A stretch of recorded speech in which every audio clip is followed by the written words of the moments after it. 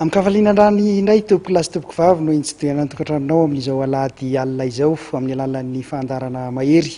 Atolotra antsika isa-tokantrano ary ny arahaba ary asaina ampanajana isika anaraka ny fandarana mahery hatramin'ny farany.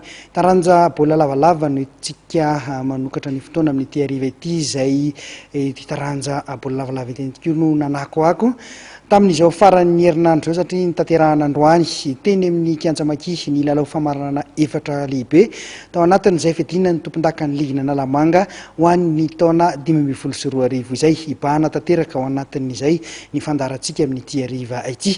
Lalao famaranana teo amin'ny Sokajy division voalohany lehilahy na ny top 14 izany fanadihadiana voalohany ho arahantsika voahositra ho tompon-daka ny ligina Analamanga tao am-pilalaovana 2024 ny 3FB rehefa nandresy ny Kosfa tamin'ny isa 420 no 220.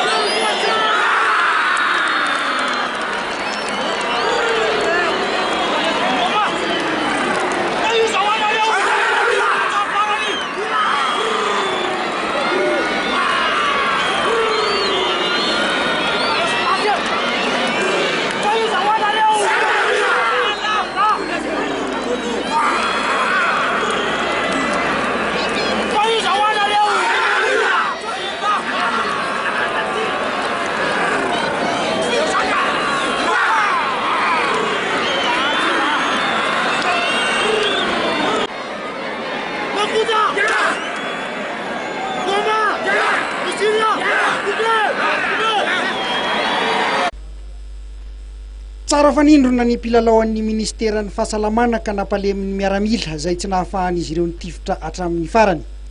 420 no 220 ny isa farany teny amin'ny Solaitra be izay nibatany ny 3FB ny fandresena ka nitondrany ombo mifa. Raha ny fizotry ny lalao tamin'ny ankapobeny dia vao nanomboka 10 minitra ny lalao dia efa nitarika tamin'ny isa 9 no ohatra ny 3FB izay nahatonga baolina nentim-tanana sy nahatsara hors-jeu iray.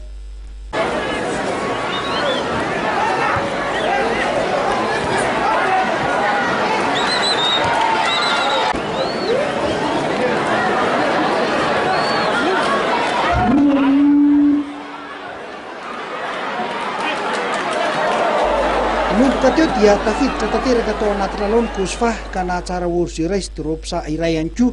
9 ny isa teny amin'ny Solaitra be mbola nitarika ny 3FB.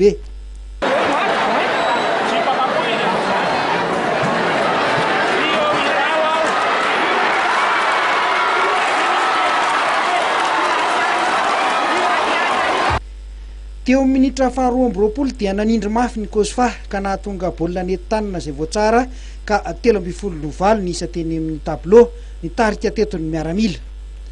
Mbola ny ampy dropsa iray izay vitany kokoa io isan'ny Kosfa io, lasa 9-10 no isan'ny zareo teny amin'ny Solaitra be. 2 minitra tsy faranan'ny fidirana voalohany dia nahatonga baolina nentim-tanana nanoloana ny entso ny 3FB tamin'ny alalan'ny Rakalina. 10-10 no 9-10 ny isa teny amin'ny Solaitra be teo amin'izay fizaram-potoana voalohany izay mbola nitarika hatrany ny Kosfa. Teo amin'ny fidirana faharoa dia samy nampiseho ny fahaiza-manao ny rotota, ny fandombiasana ihany koa ny fanoloana mpilalao.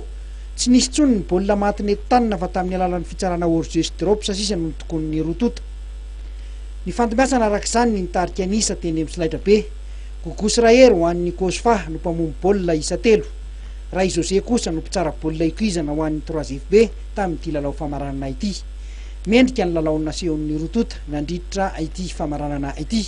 Mendrika ihany koa ireo mpijery marobe nameny ny Kianjamaki afa-po ny ligina Analamanga ho an'ny topo lalaovana 2024.